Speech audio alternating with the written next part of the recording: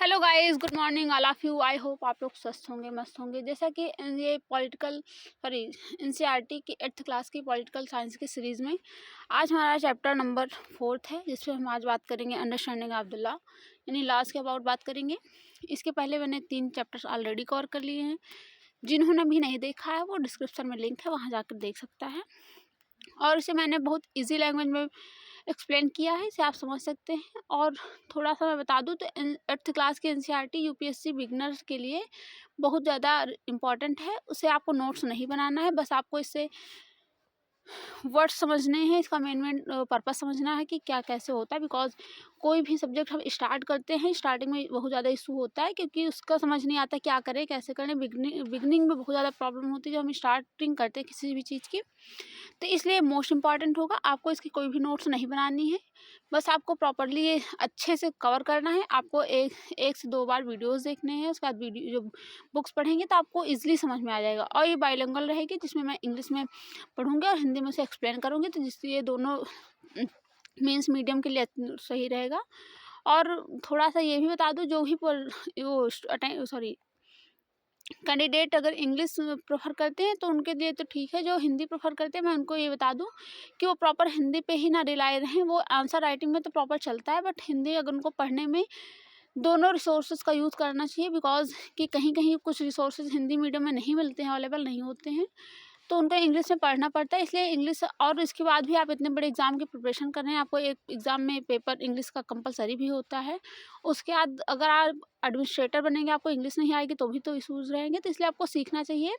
मैं ये नहीं कहती कि आप पूरा एग्ज़ाम ही दीजिए इंग्लिश में, बट थोड़ा सा अपने डेली नॉलेज के लिए वो सारी चीज़ें करना चाहिए। लैंग्वेज वैसे भी इंपॉर्टेंट होती है, कम्युनिकेशन चैनल होता है ये लैंग्वेज, तो इसलिए लैंग्वेज बैरियर नहीं होना चाहिए, आपको सीखनी चाहिए। तो चलिए स्टार्ट करते हैं, देखते हैं आज के चैप्टर्स में क्या है। ये बहुत इजी लैंग्वेज में समझाया गया है, इसमें कोई नोट्स तो बनानी नहीं है, आपको बस इजीली सुनना है और बिल्कुल कंसंट्रेट होकर के। तो चलिए मैं स्टार्ट करती हूँ। सॉरी, एक मिनट। तो ये जैसे कि बुक का जो कवर होती है ये है, तो आप इसे देख करके पहचान सकते हैं। उसके आगे जो कि नया पार्लियामेंट बना हुआ है ये वही है। और इसके बाद थोड़ा सा यहाँ बात कर लें तो हमने जिसमें इंडियन कॉन्स्टिट्यूशन भी कवर कर लिया है, अंडरस्टैंडिंग सेकुलरिज्म भी कर लिया है, यानी कि सेकुलरिज्म क्या है, ये इंडिया में कैसे आया, क्यों आया, इस पर थोड़ा सा हमने बात किया है। बस इसके आगे जो रेफरल बुक्स होती है उस पर हम अच्छे से कॉम्प्रहेंसिव में बात करेंगे। इस पर हमने थोड़ा सा ब्रीफ बता दिया, ताकि स्टार्टिंग में बहुत ज़्यादा अगर आपको बताते हैं तो वो ओवरलोड होता है, वो सारी चीज़ें कान से वही कहते हैं ना कि क्रॉस हो जाती हैं, वो फिर माइंड समझ नहीं आता, क्योंकि किसी भी चीज़ का बेसिक हम बेस से ही जानना चाहेंगे। उसके आगे हम थोड़ा सा एक स्टेप थोड़ा ही प्रेशर दिया जाता है, तो एक स्टेप आगे बढ़ के नेक्स्ट टाइम हम बात करेंगे इस पर। अभी तो प्रॉपर आपको सिर्फ समझना है। और उसके बाद हमने why do we need a parliament, हमने पार्लियामेंट के इंपॉर्टेंस की भी बात की है। आज हम लास्ट पे बात करेंगे 4th, इसके बाद धीरे धीरे इसी तरीके से हर चैप्टर डेली का जो है कवर करेंगे। तो चलिए स्टार्ट करते हैं। तो लॉज में इन्होंने कहा है कि जैसे कि लॉज का मतलब होता है यानी कि जिससे हम कुछ लॉज से तो हम फैमिलियर हैं। फैमिलियर का मतलब है कि हम कुछ लॉज को तो हम ऑलरेडी जानते हैं, जैसे कि इसमें है specify the age of marriage, यानी एज के ऊपर जो वो बना था मैरिज के जो है लॉज बने हुए हैं, उनको हम जानते हैं बहुत अच्छे तरीके से। उसके बाद हम बात करें तो वोट के लिए भी लॉज होते हैं। लॉज का मतलब एक प्रॉपर रूल्स जिसे सब लोग फॉलो करें। तो लॉज और रूल्स में थोड़ा सा अगर डिफरेंस हम बात करें तो डिफरेंस है कि रूल्स हम कहीं भी बना देते हैं, लेकिन लॉज जो होते हैं वो प्रॉपरली गवर्नमेंट की उससे बनते हैं, यानी पार्लियामेंट उन्हें बनाती है। लॉज इसलिए कहा जाता है, उनको फॉलो करना जो है कंपलसरी होता है, उससे पनिशमेंट किया जाता है। नहीं कि जो भी पर्सन अगर पनिश नहीं फॉलो करता है लॉज को तो उसको पनिश कर किया जाता है, लेकिन ऐसा रूल्स में नहीं है। रूल्स में कहीं कुछ पनिशमेंट हो भी सकती है, कहीं कहीं नहीं होता, कहीं वॉलंटरी होता है, तो ये सारी चीज़ें। लेकिन लॉज में तो है कि आपको करना ही होगा, नहीं करेंगे तो आपको उसके अबाउट आपको कोई भी पनिशमेंट मिल सकती है। जैसे कि एज ऑफ कंसेंट, यानी कि कोई भी पर्सन अगर अपनी, यानी जो सादा एक्ट आया था 1930 में, उसमें गर्ल्स की एज फिक्स कर दी गई थी कि जो है 14 ईयर्स गर्ल्स की होगी, 18 ईयर्स बॉयज़ की होगी। तो उसके बाद फिर धीरे धीरे एक लॉ और आया जो 1975 में अप्रॉक्सीमेटली वो इसे अमेंडमेंट इसी लॉज को किया गया था 75 में। उसमें गर्ल्स की एज 18 कर दी गई थी और बॉयज़ की 21 कर दी गई थी, यानी कि मैक्सिमम मिनिमम एज इतनी होनी चाहिए शादी से पहले। यानी शादी आप करेंगे तो लड़की यानी गर्ल्स की जो एज होगी वो 18 होनी चाहिए और बॉयज़ की होनी चाहिए तो 21 होनी चाहिए, इतना मिनिमम। अगर आप इसे फॉलो नहीं करते हैं तो उसके पेरेंट्स जो भी उसको शादी करवा रहे हैं यानी कि उनको जेल होती है 2 साल के अप्रॉक्सीमेटली, कुछ ऐसा पनिशमेंट किया जाता है, कुछ कंपनसेशन देना होता है, तो ये सारी चीज़ें। तो ये लॉज हो गए। रूल्स होता है यानी कि जैसे कि वो जो सड़क का रूल होता है, बट बेसिकली आपने सड़क का रूल भी देखा होगा कि नहीं, अगर उसे ब्रेक करते हैं उस पर भी पनिशमेंट किया जाता है, लेकिन हम हर जगह कहीं कहीं उसे अवॉइड कर देते हैं, तो इतना ज़्यादा नहीं है। और लेकिन और रूल्स का हम कहीं गेम्स में भी रूल्स बनते हैं, बहुत सारे रूल्स का तो कोई वो नहीं, हर जगह जैसे घर का एक पर्टिकुलर रूल्स होता है। रूल्स का की बात करें तो पर्टिकुलर प्लेसेस का होता है, लेकिन लॉ सबके लिए होता है। एक वो यूनिवर्सल एक तरीके से इंडिया में, पूरे इंडिया में तो अप्लाई ही होगा, अदर प्लेसेस का, अदर कंट्री का नहीं कह सकते। तो चलिए हम आगे बात करते हैं इस पर। हमने थोड़ा सा लॉज एंड रूल्स को समझाया। उसके बाद जैसे कि एक लॉ बना हुआ है कि buying and selling of the property, यानी प्रॉपर्टी की सेल और बाई पे भी लॉज बने हुए हैं। तो इस तरीके से पार्लियामेंट टाइम टाइम पे लॉज बनाते रहती है, जिसको फॉलो करना कंपलसरी होता है। तो ये सारी चीज़ें वहीं का है, प्रोटेस्ट किया गया, यानी कि किसी चीज़ का हम कभी कभी लॉज तब बनते हैं जब हम किसी चीज़ की प्रोटेस्ट करते हैं, कभी किसी चीज़ में क्राइसिस बढ़ जाती है, ये सारे रीजंस होते हैं लॉज बनने के। तब थोड़ा सा हम लॉज पे बात कर लेते हैं। A government official helps his son go into the hiding because, यहाँ इसमें टोटली कहा गया है, मैं बात करूँ तो इसमें यानी कि एक पर्सन है, उसके पुत्र मतलब उसका जो बेटा है, उस जो है उसने कोई क्राइम कर दिया है, उसको गवर्नमेंट उसको हाइड करने में हेल्प कर रही है। तो जिसमें जो है उसको डिस्ट्रिक्ट कोर्ट में यानी कि वो उसको बुलाया गया है कि इसको जेल में डाला जाएगा बिकॉज इसने कोई क्राइम किया, लेकिन गवर्नमेंट उसका पर्टिकुलर प्रॉपरली सपोर्ट कर रही है, हाइड करने में उसको ना मिले ताकि उसे पुलिस ना पकड़ के ले जाए, ये सारी चीज़ें। तो ये यहाँ पर ये दिखाता है कि वो जो लड़का है वो किसी लीडर का लड़का है, यानी किसी बिजनेसमैन का लड़का है, तो इसकी वजह से गवर्नमेंट उसका सपोर्ट कर रही है बेसिकली, जो है जो कि गलत है। यानी वो यही बता रहा है कि ये जो है ये official action where the right, ये क्या आपके अकॉर्डिंग ये सही है, लेकिन ये तो प्रॉपर्ली आपको भी पता है, हमको भी पता है कि कोई भी पर्सन क्राइम करे तो उसके लिए स्टेटस नहीं मायने रखता है, उसके लिए वो कंडीशंस मायने रखती है उसने ऐसा क्राइम क्यों किया। तो इसी चीज़ें बता रहा है कि वो आपसे, यानी कि ये तो 8th क्लास के बच्चे के अकॉर्डिंग पूछ रहा है कि ये सही है कि गलत है, अगर उसकी पुलिस सपोर्ट करे तो ये सारी चीज़ें। तो आगे हम बात कर लें तो instituted several provisions in the constitution that would establish the rule of law, यानी कि कुछ उसमें यानी कि वो बताती है कि रूल ऑफ लॉ यानी जो नियम है, नियम का नियम एक तरीके से कहते हैं, यानी कि विधि का शासन, जिसको जैसे इंडिया में कहते हैं विधि का शासन, जिसको रूल ऑफ लॉ यहाँ पर कहा गया है। विधि का शासन एक यानी प्रॉपर कोई भी वो बना दिया गया रूल्स और उसको उसके द्वारा रूल किया जाएगा इंडिया में। यानी कि जो है गवर्नमेंट, मैंने आपको बताया था ना कि गवर्नमेंट ही रूल्स बनाती है, बट गवर्नमेंट रूल के अंडर में ही आती है। वही गवर्नमेंट जब तक रूल्स नहीं बनाती है तब तक वो उसे अपर रहती है, जिस दिन रूल इम्प्लीमेंट हो जाता है उस दिन जो है गवर्नमेंट इसके नीचे आ जाती है। इस तरीके से इसके कहने का मतलब है। आगे हम थोड़ा सा बात कर लें तो most important of these was sorry that all persons in independent India are equal before the law, यानी कि ये तो आर्टिकल 14 आपको थोड़ा सा अगर बता दूं मैं, तो जो कॉन्स्टिट्यूशन है उसमें आर्टिकल्स लिखे हुए हैं, यानी उसमें जैसे कि किस आर्टिकल में क्या लिखा है, तो आर्टिकल जो 14 है जिसको हम फंडामेंटल राइट्स कहते हैं, तो उसमें है इक्वलिटी बिफोर लॉ, यानी कि सभी पर्सन को इक्वल राइट्स मिलेगा, वो किसी भी जो है कास्ट कैटेगरी किसी भी जेंडर से बिलोंग करता हो, उसके लिए इंडिया में सारे रूल्स रेगुलेशंस इक्वल होंगे, चाहे वो किसी भी सेक्टर में कोई भी वर्क करना चाहे तो उसको इक्वलिटी उतनी ही मिलेगी जितने एक उसको मिलती है, यानी कि एक स्टेटस वाले पर्सन ने कि जिसको एक तरीके से रिच पर्सन कह सकते हैं। तो यहाँ पर ये इंपॉर्टेंट यही बताता है कि यानी कि इंडिपेंडेंट इंडिया का मतलब यही हुआ कि सबको इक्वलिटी दी जाए। तो आगे हम बात करें तो यानी लॉ के सामने जो भी रूल्स रेगुलेशंस हैं उसका पनिशमेंट, अगर आपको हेलमेट नहीं पहनते हैं तो आपका अगर 1000 रुपीज़ यानी कि जैसे वो फाइन पड़ता है, तो उसी तरीके से अगर कोई रिच पर्सन भी होगा तो उसके लिए भी सेम ही प्रोविज़न होगा।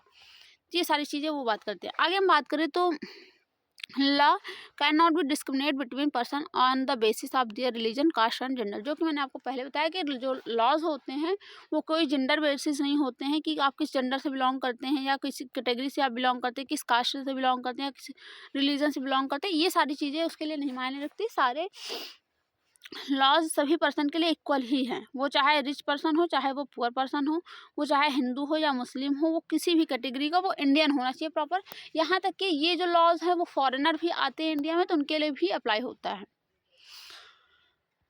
आगे हम बात कर ले तो neither a government official nor a wealthy person nor even the president of the country is above the law, यानी कि जो कि मैंने आपको बताया कि ना ही रिच पर्सन, ना ही पुअर पर्सन, ना ही जो है वो प्रेसिडेंट है, ये सारे भी उसे लॉ के ऊपर नहीं है, सारे लॉ के नीचे आते नहीं। कोई भी लॉ होगा तो सबके लिए इक्वल ही होगा। यानी आपको थोड़ा सा बता दूं तो कहीं कहीं कुछ प्रिविलेजेस हैं, यानी कि जैसे आप कहेंगे कि गर्ल्स को तो जो है, अगर सपोज दैट एक तरीके से रिजर्वेशन में बात कर ले कि गर्ल्स को तो इतना रिजर्वेशन दे दिया जाता है, बॉयज़ को तो उस कैटेगरी से नहीं निकाल दिया जाता है, तो ये सारी चीज़ें, तो वहाँ पर कुछ एक्सेप्शन है, आपको उस कंडीशन को समझना पड़ेगा। या फिर आप कहेंगे कि प्राइम मिनिस्टर प्रेसिडेंट की जो भी लॉ के अंदर आता है तो वो कहीं जाता है तो उसके लिए पहले रास्ता यानी कि साफ खाली करवा दिए जाते हैं, लेकिन हम लोग जाते हैं तो हम लोग के लिए वही पूरा ट्रैफिक ही फेस करना पड़ता है। तो ये सारी चीज़ें आप समझ सकते थे कि वो इंडियन के फर्स्ट इंडियन सिटीजन हैं, तो उनके तो हमें रिस्पेक्ट भी करनी चाहिए। उसके साथ साथ ये है कि वो एक अथॉरिटी है, अगर वो कहीं उसमें फंस जाएंगे तो फिर इंडिया का एक तरीके से पूरा सिस्टम फंस गया है। तो ये सारी चीज़ें आपको थोड़ा समझना चाहिए।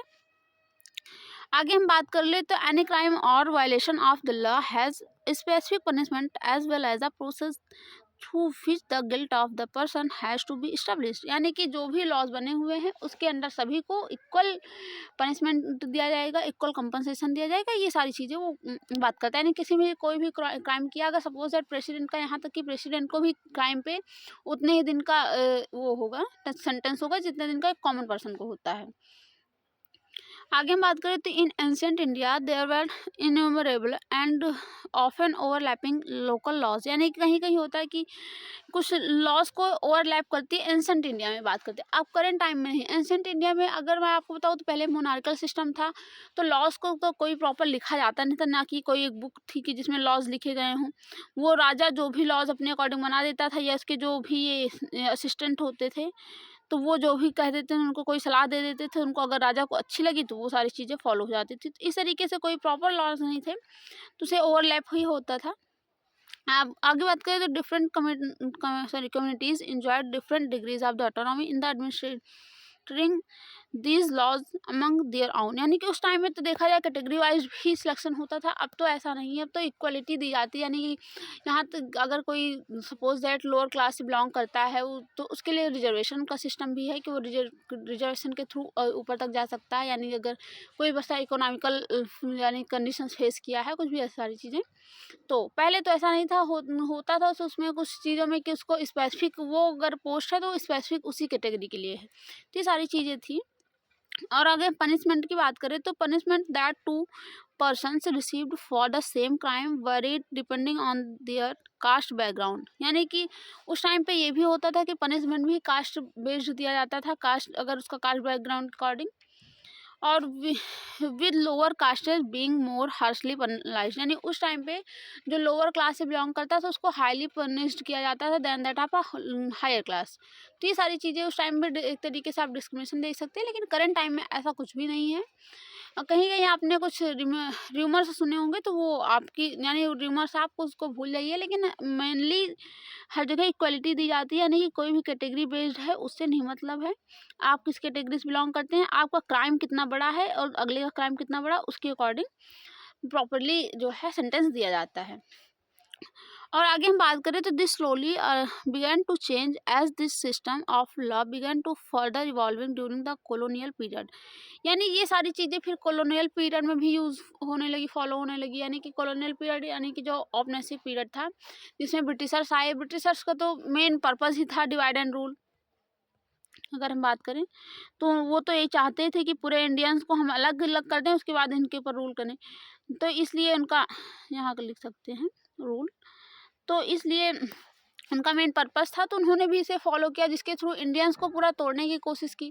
क्योंकि आपने देखा कि इंडियंस जब तक इकट्ठा नहीं थे तब तक हम लोग आज़ाद नहीं हुए। जिस दिन हम लोग इकट्ठा हो गए फाइनली पूरे इंडिया आज़ाद हो गया और जो है ब्रिटिशर्स को हमने भगा दिया और एक प्रॉपर आप देख सकते हैं इंटीग्रेटेड इंडिया बन गया। तो ये सारी चीज़ें उस ब्रिटिशर्स ने भी फॉलो करी। आगे बात करें तो British colonist who introduce the rule of law in India, यानी उन्होंने भी रूल ऑफ लॉ फॉलो किया, विधि का शासन, यानी एक प्रॉपर सिस्टम होगा, एक कॉन्स्टिट्यूशन होगा जिसके थ्रू यहाँ पर इंडिया में रूल किया जाएगा। जैसे आपने देखा कि कॉन्स्टिट्यूशन वहाँ पर चार्टर एक्ट्स होते थे 1773 का फर्स्ट चार्टर एक्ट, जिसके थ्रू जो है वो वारेन हेस्टिंग्स यहाँ का गवर्नर जनरल बनना था बंगाल का। तो ये सारी चीज़ें एक तरीके से फिर रिटन कॉन्स्टिट्यूशन आने लगी, यानी कि वहाँ से कुछ मतलब एक तरीके से लॉज पास होते हैं, यानी कि वहाँ के महारानी कह सकते हैं कैबिनेट में यानी जो प्रधानमंत्री थे वो सब लोग एक लॉज बनाते थे, उसके बाद इंडिया में उसे इम्प्लीमेंटेशन किया जाता था। एक तरीके से आपने देखा है विधि का शासन वो हुआ।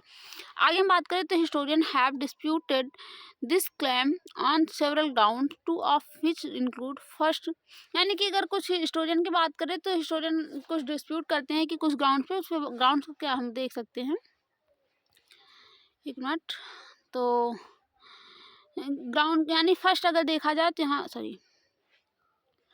फर्स्ट देखा जाए तो कह रहे हैं कि कॉलोनियल लॉज वाज आर्बिट्ररी, यानी जो कॉलोनियल लॉज थे उस टाइम आर्बिट्ररी यानी मनमाने थे, यानी कि आपको मैंने जैसे बताया भी कि वो भले ही वहाँ से रिटर्न आते थे लेकिन वो कितना लिखा हुआ आता था, कितना सही है कितना गलत है वो तो ब्रिटिशर्स ही जाने, हम लोगों के ऊपर वो तो सीधा इम्पोज किया जाता था।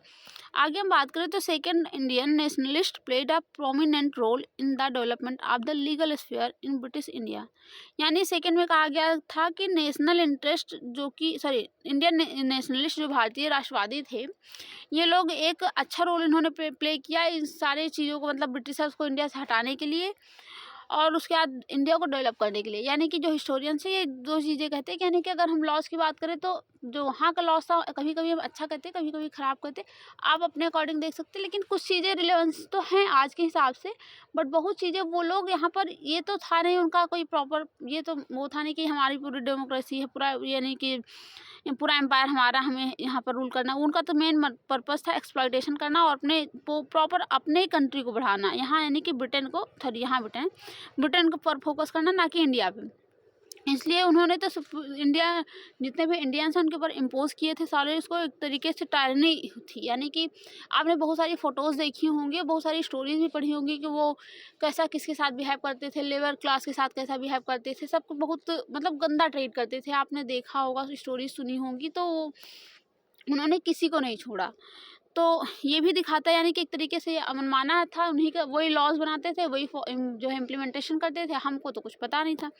आगे बात करें तो ये सेकंड वाला तो सही कह रहा है कि जो इंडियंस हैं इन लोगों ने बहुत मेहनत करी, आपने जैसे देखा भी कि सुभाष चंद्र बोस हैं, भगत सिंह हैं, आज़ाद चंद्रशेखर हैं, तो ये सारे जितने भी नेशनलिस्ट, महात्मा गांधी जी को देख लीजिए, इन लोगों ने इंडिया को आज़ाद कराने में बहुत हेल्प की और प्रॉपरली देखा जाए बहुत ज़्यादा कंट्रीब्यूशन है इन लोगों का। यहाँ तक कि आपने देखा भी कि बिस्मिल ने, राम प्रसाद बिस्मिल और ये सुभाष चंद्र बोस, इन लोगों ने अपने प्राण भी दे दिए, यानी कि हंसते हंसते जो है फांसी पर चढ़ गए। तो आप सारे इन लोगों का कंट्रीब्यूशन देख सकते हैं, इन्होंने लीगल स्फीयर यानी एक तरीके से लीगलिटी इंडिया को दिलाई।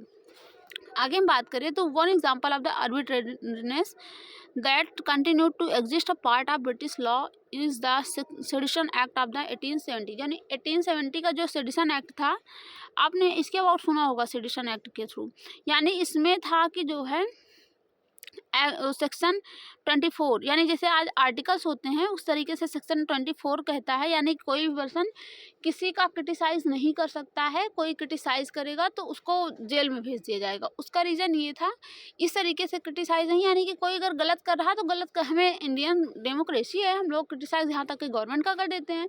तो उस टाइम पे भी अगर कोई भी पर्सन, यानी कि आपने बहुत सारी देखा होगा कि उस टाइम मैगजीन छपती थी, यानी कि ब्रिटिशर्स के जो है तरीके से क्रिटिसाइज़ करती थी, तो ये लोग उसको उठा करके जेल में डाल देते थे।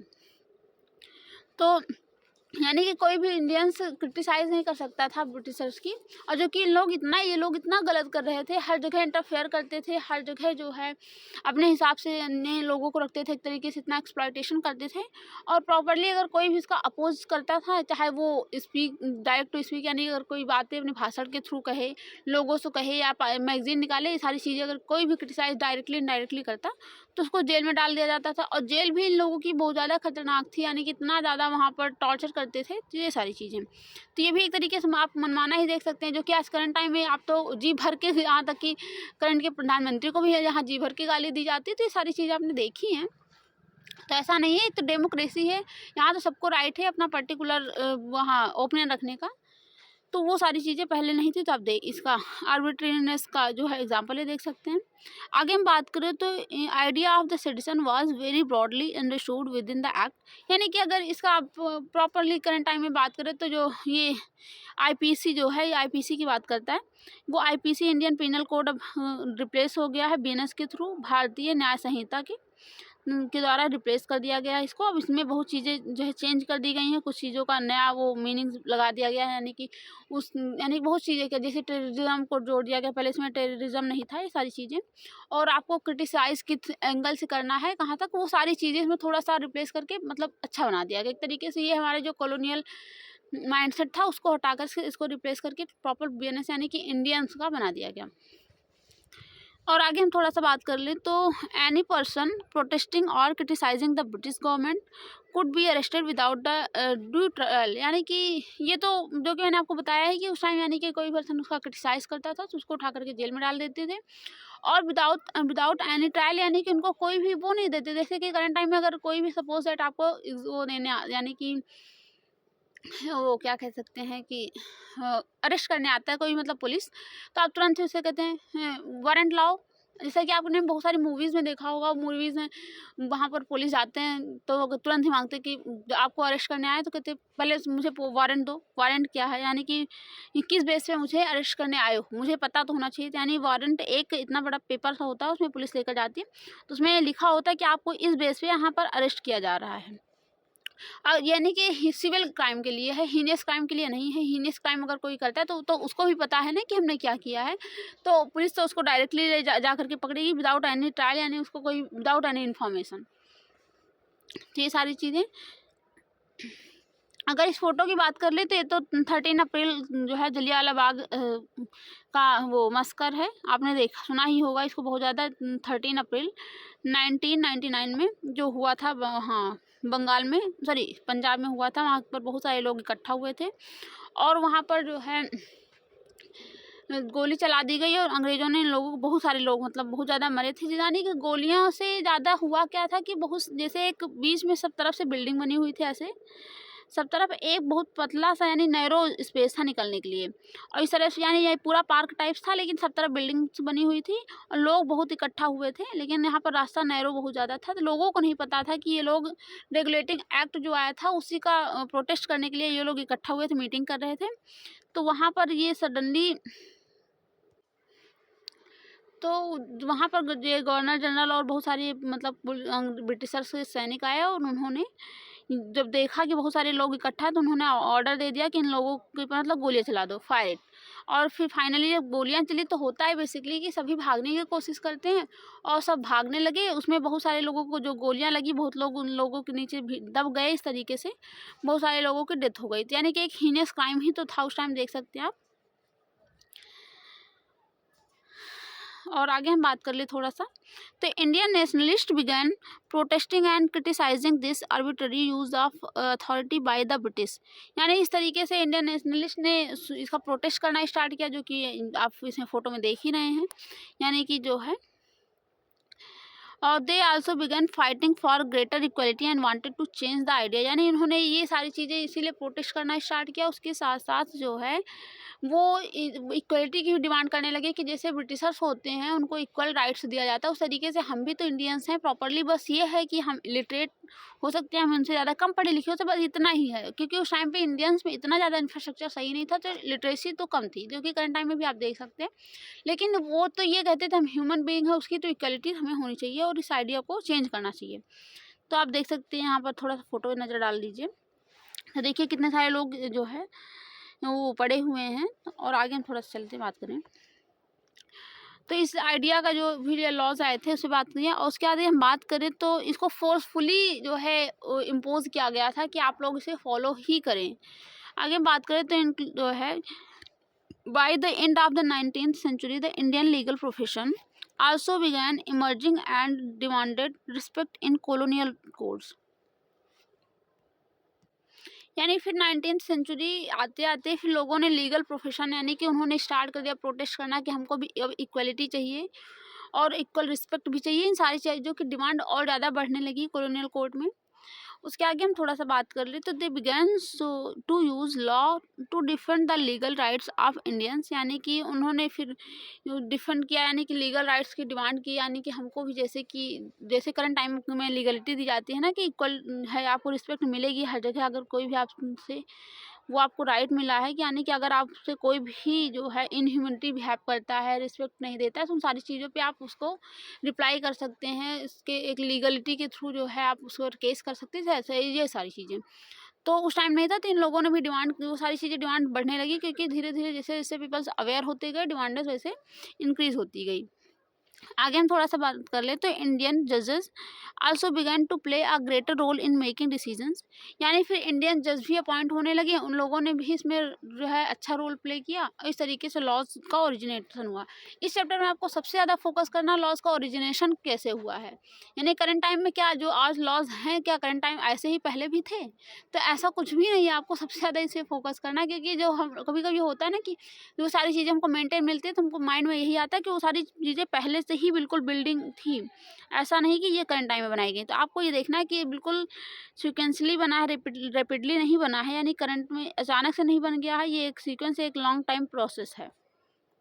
इसके आगे हम थोड़ा सा बात कर ले तो Indian plays a major role in the evolution of the rule of law during the colonial period, यानी कॉलोनियल पीरियड से ही जो रूल्स यानी कि जो लॉज के थ्रू रूल होंगे उसके लिए पहले से ही डिमांडिंग थी, और जो नेशनलिस्ट थे उसमें इन लोग का बहुत ज़्यादा कंट्रीब्यूशन है, जिसके थ्रू ये लॉज का एवोल्यूशन हुआ है। तो हमने इस तरीके से इन पे बात कर ली। अब थोड़ा सा हम आगे बात कर ले तो document served as the foundation on which of representatives began making laws for the country, यानी कॉन्स्टिट्यूशन का ये जो कहना है कि जो डॉक्यूमेंट्स है वो फाउंडेशन है, यानी जो भी हमारे रिप्रेजेंटेटिव्स होंगे वो हमारे अकॉर्डिंग लॉज बनाएंगे। यानी कि आपको बता दूं जैसे कि करंट टाइम में भी होता है कि जो रिप्रेजेंटेटिव मैंने जैसे आपको उस दिन बताया था कि एमएलए और एमपीज जो होते हैं वो हमारे रिप्रेजेंटेटिव हैं, हमने उनको चूज़ किया है, उसके बाद वो जाते हैं विधानसभा में यानी स्टेट लेजिस्लेचर में एमएलए, और वहाँ एमपी जाते हैं पार्लियामेंट में, तो वो हमारी बात रखते हैं कि हम वहाँ पर ये प्रॉब्लम्स हैं, इन प्रॉब्लम्स का सॉल्यूशन कैसे किया जाए।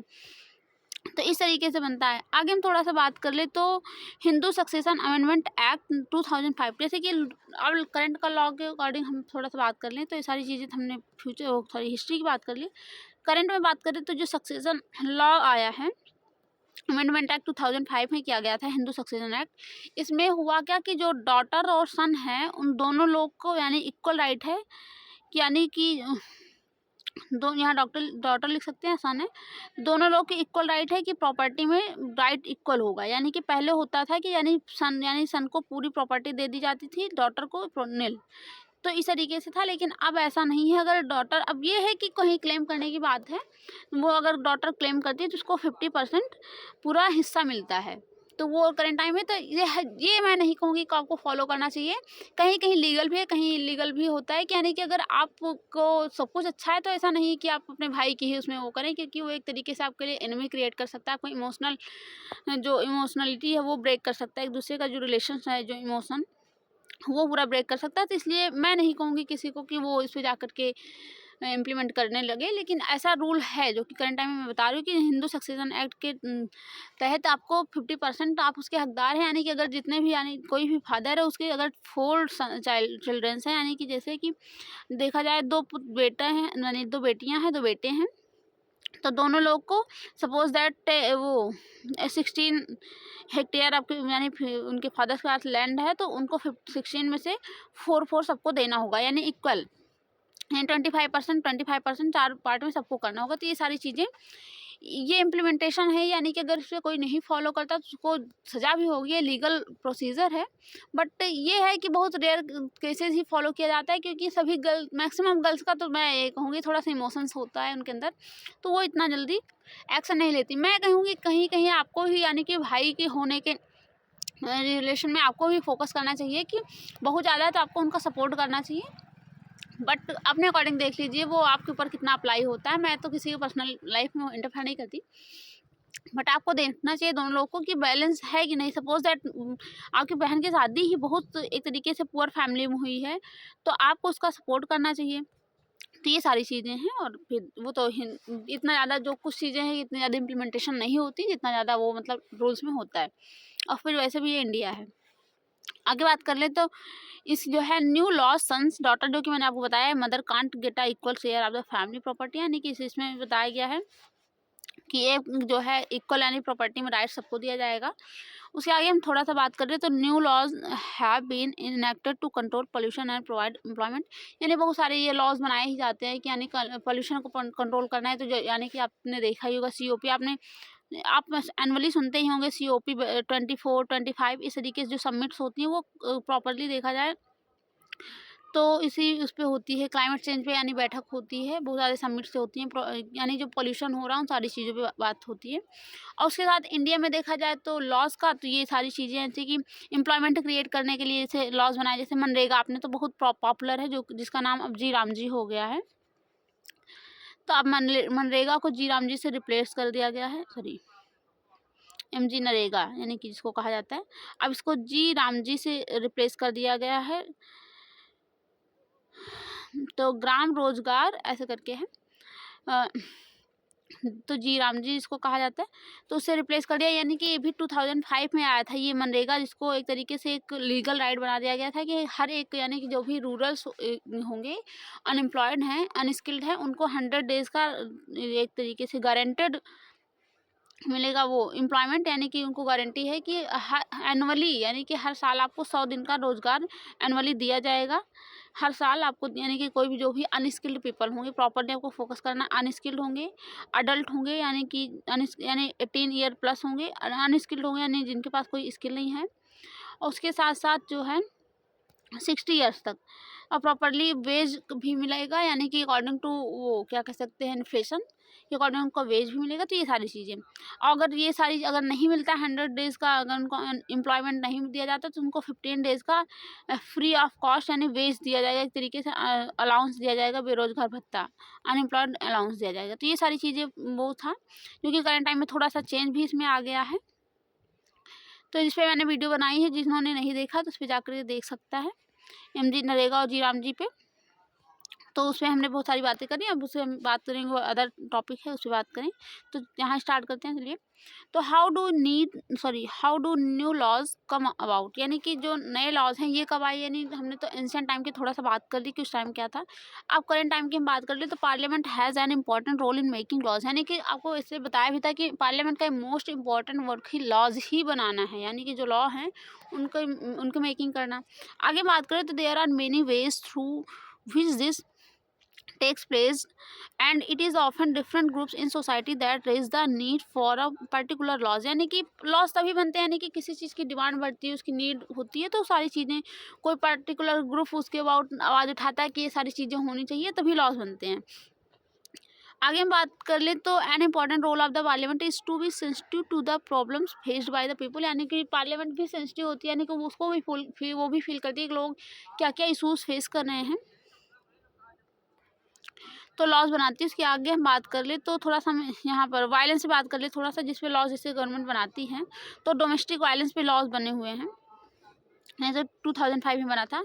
तो डोमेस्टिक वायलेंस पे थोड़ा सा बात कर ले। डोमेस्टिक वायलेंस का मतलब होता है इंजरी और हार्म और थ्रेट ऑफ इंजरी और harm caused bye an adult mail usually the husband against his wife, यानी डोमेस्टिक वायलेंस आपके माइंड में क्या आता है फट से, अगर आप डोमेस्टिक वायलेंस कोई भी पर्सन कहते हैं तो डोमेस्टिक वायलेंस में यानी यही आता है कि एक मैन है, हस्बैंड एक तरीके से कह सकते हैं, एक वीमेन है, तो इसको ये पर्सन मार रहा है, यानी ये कह सकते हैं डंडे से मार रहा है, तो आपके तुरंत ही माइंड में आता है। तो डोमेस्टिक वायलेंस का मतलब ही हुआ कि जो है एक वो कोई भी वीमेन है उसको डिग्निटी फुल लाइफ के एक तरीके से नहीं आप राइट दे रहे हैं, उसकी रिस्पेक्ट नहीं कर रहे हैं, अपने घर में उसको वायलेंस कर रहे हैं, उसे अब्यूज़ कर रहे हैं, उसे मार रहे हैं। तो ये सारी चीज़ें डोमेस्टिक वायलेंस, यानी कि आफ्टर मैरिज, ये नहीं कि वो, तो एक तरीके से हाँ यही कह सकते हैं। तो यानी अडल्ट पर्सन के द्वारा किसी भी वीमेंस को मारा जाना, इसको परेशान किया जाना, तो ये सारी चीज़ें डोमेस्टिक वायलेंस में आती है। या फिर उसके जो इन लॉज होते हैं वो उनको वो ही परेशान करते हैं, तो वो भी डोमेस्टिक वायलेंस के केस में आता है। डोमेस्टिक यानी जो है एक तरीके से घर वायलेंस, मतलब जो घर के अंदर एक तरीके से प्रताड़ना होती है वो। और प्रॉपर्ली आपने देखा भी होगा कि प्रताड़ना आदमी परेशान किसको करेगा, वो पर्सनल अपने डॉटर सन्स को तो नहीं करता है, बट अगर उसकी जो डॉटर इन लॉ आती है तो वो तो पर्टिकुलर अपने घर की नहीं होती, तो उससे वो इमोशनली टच नहीं होता है, तो उनको परेशान करना ये एक कॉमन सी बात है। आपने देखा भी होगा यहाँ तक कि 40 to 3% अप्रॉक्सीमेटली केसेज हैं जहाँ पर डोमेस्टिक वायलेंस के केसेज आते हैं। यानी वीमेंस फेस करती है 43% अप्रॉक्सीमेटली। आगे बात करें तो इंजरी में be caused by physically beating up the women और बाई इमोशनली अब्यूजिंग हर, यानी कि जो भी इंजरी होती है यानी इसको जो मारा जाता है या उससे इंजरी होती है, या फिर देखा जाए इसको जो है वो एक तरीके से जो अब्यूज़ करते हैं वो भी तो हर्टली अफेक्ट करते हैं, यानी मारने से तो हर्टली नहीं होता है। बेसिकली आपने देखा होगा कि मारना तो एक थोड़ा सा हम वो भूल में जाते हैं, लेकिन कोई अब्यूज़ करता है तो ऑलवेज याद रहता है कि अच्छा ये इन्होंने मुझे ये कहा था, तो उस तरीके से देखा है। आगे हम बात करें तो प्रोटेक्शन ऑफ वुमेन, सॉरी यहाँ पर और बात करें तो abuse of the women can also include verbal sexual economic abuse, यानी बहुत तरीके से उनको गाली भी दी जाती है। उसके साथ आप देखेंगे डाउरी का वो दिया जाता है कि आप ये कुछ नहीं लेकर आइए, ऐसा करके बहुत सारे आपने देखा है। आप किसी भी तो सोसाइटी से बिलोंग करते होंगे तो आपने ये चीज़ें अगर रियल में नहीं देखी तो मूवीज़ में देखी ही होंगी। आगे हम बात कर रहे हैं तो protection of women from domestic violence act 2005, यानी कि ये प्रॉपर लॉ बनाया गया था डोमेस्टिक वायलेंस 2005 के अंडर, जिसमें जो है डोमेस्टिक वायलेंस को प्रॉपर बताया गया था कि क्या है और उसके पर्पस बताए गए थे। इसको जो है डोमेस्टिक वायलेंस को रोकने के लिए कुछ मेजर्स भी लिए गए थे कि अगर कोई पर्सन करता है तो उसको क्या क्या हुआ होगा, यानी उसको पनिश किया जाएगा क्या कैसे, ये सारी चीज़ें। तो जिसमें बताया गया, यानी उसमें डोमेस्टिक प्रॉपर डोमेस्टिक का एक वो एक तरीके से डिफिनेशन दिया गया था वीमेंस के लिए। ऑल वीमेंस हु लाइव और have lived together in a shared household, यानी कि एक वीमेन जो यानी कि कोई भी मतलब किसी शेयरिंग में रहती है, किसी के साथ रहती है अपने घर वालों के साथ, with the male member who is perpetrating the violence, यानी कि उस मेंबर के साथ रहती है जो उसको मतलब अच्छा ट्रीट नहीं करता। तो ये सारी चीज़ें हैं। तो यानी डोमेस्टिक वालों को डोमेस्टिक वायलेंस एक्ट जो है आप उसके थ्रू देख सकते हैं, यानी कि उसमें वीमेंस को बचाने के लिए जो मारते हैं, मतलब उन सारी चीज़ बचाने के लिए मीजर्स भी फॉलो किए गए थे। उसमें ये भी फिक्स किया गया कि कितने दिन का मतलब वो सेंटेंस होता है, क्या क्या होता है, सारी चीज़ें। तो जैसे कि ये एक तरीके से कहानी है, कह बता सकते हैं, जिसमें सजिया हैं वो जो है और एक वीमेंस और है कुसुम, दो लोग मिलकर के मतलब दो लोग एक वीमेंस एक कोई ऑर्गेनाइजेशन है उसकी मेंबर हैं। तो लोग वीमेंस के लिए वर्क करती हैं। तो वो जो है एक दिन न्यूज़पेपर में आता है कि ये protection of women from the domestic violence act 2005 ये पास हो गया है। तो ये लोग बहुत खुश होती हैं। तो ये लोग कहती है चलो ठीक है, अब वीमेंस यानी डोमेस्टिक फ्री होम होंगे, यानी घर में यानी खुशहाली होगी लोगों के। तो वो यानी सजिया और कुसुम ये दोनों लोग आपस में, ये सजिया और ये कुसुम ये दोनों लोग आपस में बात करती हैं। और ये कुसुम ये दोनों लोग जैसा कि मैंने बताया कोई वीमेंस ऑर्गेनाइजेशन है उसके मेंबर हैं। और आगे हम बात कर ले तो ये यानी protection of women from the domestic violence got pass, यानी ये लोग यही बात कर रहे हैं कि कैसे पास हुआ। इन लोगों का मतलब काफ़ी कंट्रीब्यूशन है, यानी कि आपने देखा होगा कि जो ऑर्गेनाइजेशंस होते हैं वो पर्टिकुलर कोई लॉज बनाने के लिए प्रोटेस्ट करते हैं, गवर्नमेंट से डिमांड करते हैं, तो ये सारी चीज़ें। आगे हम थोड़ा सा बात कर लें तो जब यानी कि जो लॉ नहीं था, ये 1991 की स्टोरी है, यानी कि ये तो करंट टाइम की स्टोरी बता रही है। जब ये पास हुआ था तो इन लोगों का यानी कि एटीट्यूड कैसा था। और आगे हम बात करें तो ये जब 1991 की एक स्टोरी है, इसमें एक वीमेन जाती है कहीं किसी ऑफिस में और वहाँ जाकर के यानी कि आप एक तरीके से पुलिस स्टेशन ही कह सकते हैं। तो वहाँ दो लोग जाते थे, एक वीमेन कहती है मेरा हस्बैंड है जो कि मुझे बहुत मारता है, जो कि मुझे बहुत मतलब शर्म आती है। बेसिकली आप देखेंगे ना कोई कोई अब्यूज़ करता है तो आप लोगों से नज़र नहीं मिला पाते, आपसे कोई अब्यूज़ करके बात करता है, तो वो सारी चीज़ें। तो ये भी कहती है मेरा हस्बैंड मुझे बहुत मारता है, तो मैं किसी से कह नहीं पाती और किसी से कहने में भी मुझे शर्म आती है। आगे हम बात करें तो can't go on the like this any more, यानी इस तरीके से बहुत सारी गंदा बिहेव करता है, तो मैं इसके लिए कहाँ जाऊँ। तो इसकी इसी तरीके से ये जो ये हैं, ये ओल्ड लेडी हैं, ये भी सेम कहती हैं कि मेरा बेटा मुझे बहुत मारता है, मुझे घर से भगाता है, मैं जो है घर से नहीं जाना चाहती हूँ, तो इसके लिए मैं क्या करूँ। तो ये सारी चीज़ें कहती हैं। तो ये कहती हैं इसके लिए कोई भी लॉ नहीं बना, कोई ऑप्शन नहीं है, इसका क्या ही जो है ये क्रिमिनल में यानी किसी भी क्रिमिनल में नहीं भी जो है काउंट किया जाता, तो इसके लिए कोई लॉज नहीं है, तो इसके लिए मैं आपकी हेल्प कैसे कर सकती हूँ। तो ये सारी चीज़ें। तो उसके बाद 1990 में जब ये फिर धीरे-धीरे प्रोटेक्शन स्टार्ट हुआ था, तो यानी कि उस टाइम बहुत सारी वीमेंस ने यानी स्टार्ट किया, यानी इस तरीके से यानी बहुत ज़्यादा देखा कि ये सारे केसेस आ रहे हैं। तो उस टाइम पे right to the continue living a shared household and often temporary leave, we need a new civil law to address this issue, यानी कि एक तरीके से ये पब्लिक हियरिंग यानी एक तरीके से ये एक लीडर कह सकते हैं, वीमेंस की लीडर हैं, ये लोगों को अवेयर कर रही हैं। यानी कि करंट टाइम में भी आप देखते हैं कि बहुत सारे कुछ लोग आते हैं वो आपको एम्पावर करते हैं। तो उसी तरीके से ये वीमेंस लीडर है ऑर्गेनाइजेशन की, ये बहुत सारे वीमेंस को इकट्ठा करके देख सकते हैं। तो इन लोगों को बताती हैं कि हमें एक लॉ की ज़रूरत है, आप लोग अगर सपोर्ट करते हैं तो हमें प्रॉपर एक लॉ मिलेगा, यानी कि लॉ बनवाएंगे। इसके थ्रू अगर कोई आपको कैसे बिहेव करता है उन सारी चीज़ों पे, तो उसको पनिशमेंट क्या होगी, वो सारी चीज़ें उससे फिट होंगी। तो ये सारी चीज़ें बात करते हैं कि हमको एक सिविल लॉ की ज़रूरत है। फिर उसके आगे हम बात करें तो 1999 में जो कुछ लॉयर्स और collective group of the lawyers, students and activist after nation wide consultation took the lead in the drafting of the domestic violence prevention and protection bill. This draft bill was widely circulate, यानी कि कुछ lawyers और कुछ यानी कि बहुत सारे लोगों, जैसे इन लोगों ने इनको भड़काया कि आप लोग ऐसा करिए। तो इस तरीके से कुछ फिर धीरे धीरे स्टूडेंट्स, लॉयर्स यानी कि जो भी थोड़ा अवेयर पर्सन थे, उन लोगों ने इस पर प्रेशर किया। फाइनली जो है डोमेस्टिक वायलेंस प्रिवेंशन बिल जो है, यानी बिल होता है, यानी आपको बताया था कि बिल तभी होता है जब तक वो पास नहीं हुआ रहता है। तो इस तरीके का एक बिल बनाया गया जो कि पार्लियामेंट में पेश किया गया, और वो अगर पास हो जाता है तो एक्ट बन जाता है। तो इसी पे ये लोग बात कर रहे हैं कि क्या क्या कैसे जो है, ये इसका डिफिनीशन प्रॉपर दिया गया कि क्या क्या होता है जहाँ पर डोमेस्टिक वायलेंस हम कह सकते हैं। तो ये सारे लोग उसी पे बात कर रहे हैं। और इस पे भी बात करते हैं कि अगर इस तरह के केस होते हैं तो उसमें मॉनेटरी रिलीफ भी देना पड़ेगा, यानी कि अगर सपोज दैट किसी ने मारा है, उसमें बहुत ज़्यादा उनको मतलब हार्म हुआ है, चोटिल हो गई, तो उसमें मॉनेटरी रिलीफ भी देना होगा। तो ये सारी चीज़ें बात करते हैं इस तरीके से। तो जब प्रोटेस्ट स्टार्ट हुआ तो फाइनली आप देखेंगे कि लॉस तो बनेंगे ही। अब आप आगे हम बात कर ले तो meetings were held with different organization, फिर इस तरीके से बहुत सारे मीटिंग्स होने लगी लोगों का। फिर उसके बाद पार्लियामेंट में डोमेस्टिक वायलेंस की शुड इंट्रोड्यूस, यानी कि ये लोग बात करें कि जो मीडिया है, ये एक तरीके से ये मीडिया है, ये कुछ ऑफिसर्स और कुछ मोमेंट्स, यानी जो भी मोमेंट होते हैं, तो उनके जो ऑर्गेनाइजर्स हैं वो लोग जो से मीडिया बात कर रही है, तो लोग कह रहे हैं कि यानी कि एक लॉ की हमें ज़रूरत है डोमेस्टिक लॉ पे, यानी कि हमें बनना होना चाहिए कोई लॉ। आगे बात करें, जब फाइनली इस तरीके से प्रोटेस्ट हुआ, आप देख सकते हैं कितना लॉन्ग टर्म प्रोटेस्ट हुआ। 1990 से स्टार्ट हुआ, 2005 में ये फाइनली बनकर के तैयार हुआ। फिर जब 2002 में इसे पार्लियामेंट में पेश किया गया, तो आप देखते हैं कोई भी बिल होता है वो एक बार में तो नहीं होता, कहीं कहीं उसके लिए केसेस होते रहते हैं, फिर फाइनली वो जाकर के होता है। ऐसे ही आपने देखा कि नारी वो सशक्ति सॉरी जैसा कि नारी शक्ति विधान आपने सुना ही होगा, कि जो जिसमें वीमेंस को 33% का रिजर्वेशन दिया गया है, NSV से आप इसे समझ सकते हैं। तो 33% वीमेंस को एक रिजर्वेशन दिया गया पार्लियामेंट, यानी कि लोकसभा और स्टेट लेजिस्लेचर में। तो उसी तरीके से ये लॉ भी बहुत लंबे टाइम से पास होते होते आया, फाइनली फिर पास हुआ। तो यानी कि पिटीशन गई, बहुत सारे लोगों ने कंप्लेन किया, तो इस तरीके से लॉ बन गया।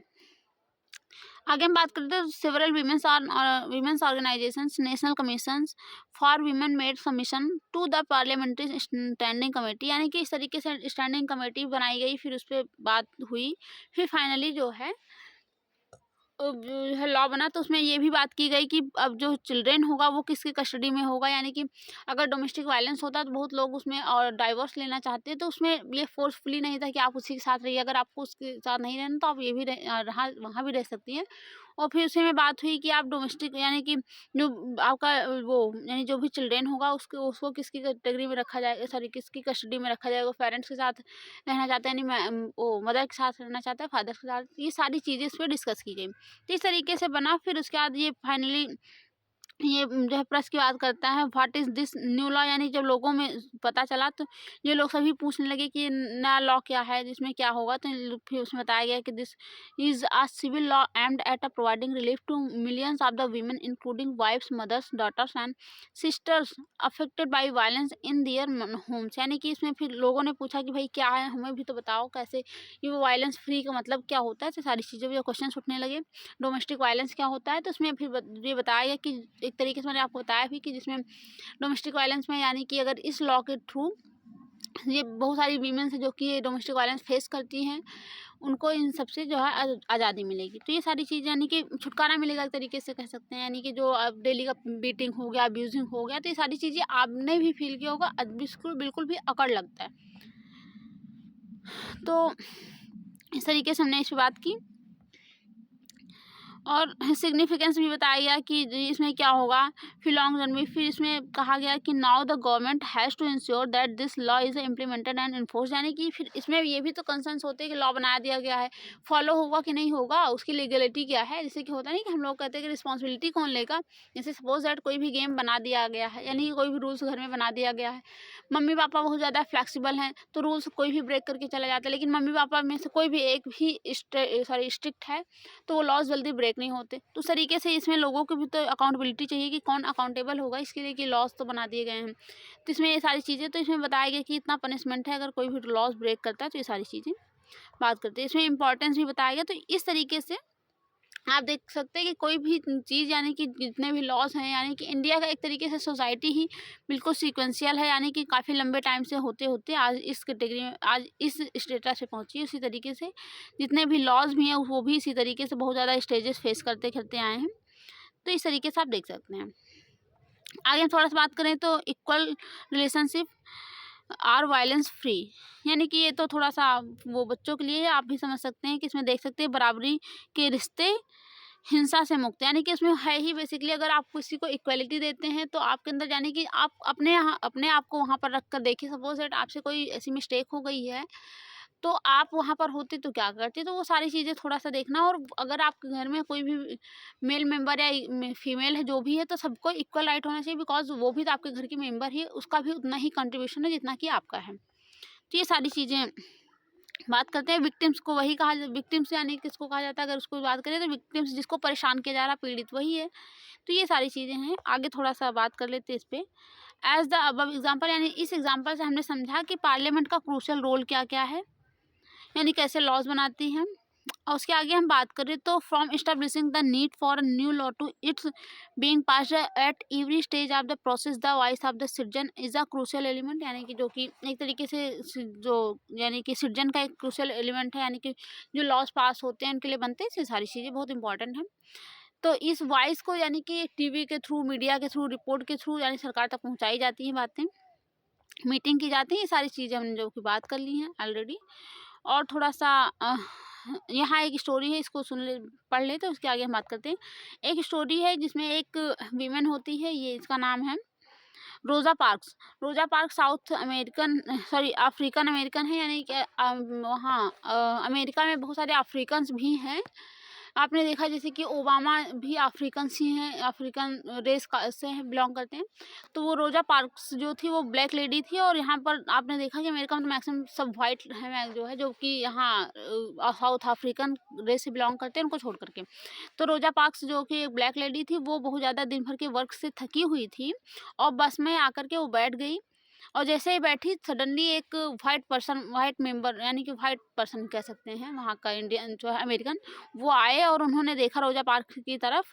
तो रोज़ा पार्क्स उठी नहीं, जो है उन्होंने कहा मैं क्यों उठूँ, बस इस जो है, तो उन्होंने उसको उठाने की कोशिश की। जैसे करंट टाइम में आप देखते हैं कि वीमेंस अगर बैठी रहती तो उनको कोई भी पर्सन उठाता नहीं है, या फिर वीमेन खड़ी भी है, फीमेल कोई सीट है या कोई भी सीट है, अगर फीमेल खड़ी है तो मेल की का ये जो है ड्यूटी है कि उसको अपने लिए सीट वॉलंटरी दे दे। तो मैक्सिमम केसेस में होता भी है, कहीं नहीं भी होता, तब उसे आपने देखा है, आप लोगों ने भी किया होगा कि मेट्रो में आपने देखा जैसे दिल्ली में कि बहुत ज़्यादा यानी कि बहुत ज़्यादा रस रहता है, तो उसमें वीमेंस को मैक्सिमम पीपल दे देते हैं अपनी सीट, वो खड़े हो जाते हैं। ये सारी चीज़ें आपने भी कंट्रीब्यूशन करना भी चाहिए, आपका राइट, सॉरी ड्यूटी भी है। तो इस तरीके से इन्होंने नहीं दिया, तो उसके बाद इन्होंने उसका अपोज किया, तो जो है तो उसी पे ये बात कही गई है कि वाइट पर्सन और उसमें डिफरेंस दिखाया गया। तो इन्होंने कहा क्यों दूँ, भाई मैं भी तो पूरे दिन की थकी हुई हूँ। तो इस तरीके से वहीं पर से जो है सिविल राइट मूवमेंट स्टार्ट हुआ वीमेंस के, यानी कि वीमेन ने ये मूवमेंट करना स्टार्ट कर दिया कि ऐसा क्यों है, यानी फिर उसके बाद ये डिस्क्रिमिनेशन पूरी तरीके से उठने लगा। तो ये एक तरीके से वहाँ पर एक राइट बना 1964 में, सिविल राइट एक्ट, यानी जिसमें कोई डिस्क्रिमिनेशन नहीं होगा, वीमेंस के लिए स्पेशल यानी सीट्स रिजर्व की जाएंगी, ये सारी चीज़ें। तो रिलीजन बेस्ड, यानी कि कोई भी डिस्क्रिमिनेशन नहीं होगा रेस और रिलीजन के बेस पे, जैसा कि मैंने आपको बताया भी। तो इस तरीके से था। और हम यहाँ पर बात कर लें तो अनपॉपुलर एंड कंट्रोवर्शियल लॉज, यानी कि जो कुछ लॉज होते हैं कंट्रोवर्सी होती है, यानी कि पॉपुलर नहीं होते, लोग उनको पसंद नहीं करते, इससे सारी चीज़ें हम उस पर बात करेंगे। तो इसमें बात करें तो citizens can express their unwillingness to accept repressive laws framed by the parliament, यानी कि कभी कभी हमको ये भी होता है ना कि सपोज दैट गवर्नमेंट ने कुछ ऐसे लॉज वो इम्प्लीमेंटेशन कर, यानी कि पास कर दिया जो कि बिल्कुल क्रिटिसाइज करने लायक है, तो हम क्या करेंगे।